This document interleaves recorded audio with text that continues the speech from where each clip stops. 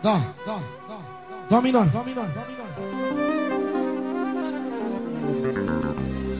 Ia-o ce spune tavan pentru expres.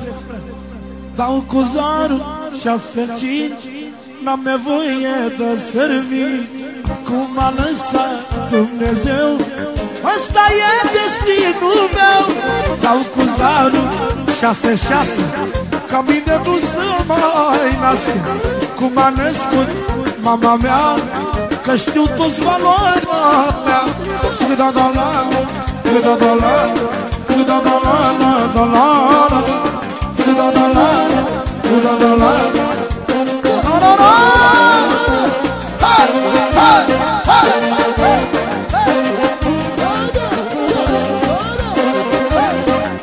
Pentru a uni campanatul, iau ce spune pentru Express. Adevărat din partea fraților mei de la Alexandria, pentru Express. Nu pot să mă enervez, numele meu e Express.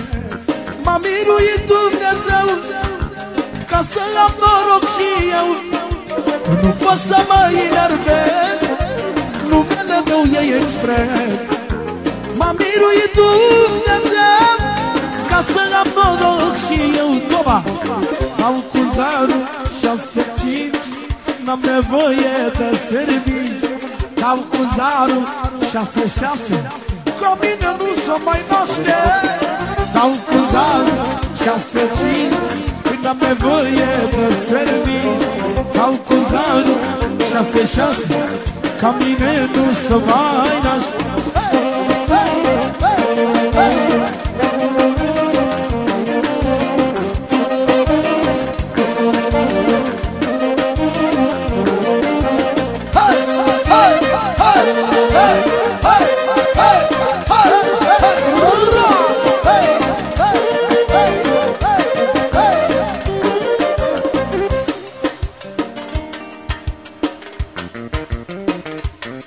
I-auzi Express! Și când dau de vreo belea, am păcine, mă, vine să mă în urma mea. Ăla este baza mea. Noi ne respectăm ca frați, nu cum se dușmănesc alții. Mai sunt veri, dar nu ca noi, se dușmănesc între ei. Am cu zarul 6-5, n-am nevoie de servici. Îi dau cu zarul 6-6, ca Express nu s-o mai nasc. Dau cu zarul 6-5, n-am nevoie de servici. Îi dau cu zarul 6-6, ca tavanul să mai naște. Limana lui Vasile să cânt și o melodie la băieți acolo ce vor ei. Stop.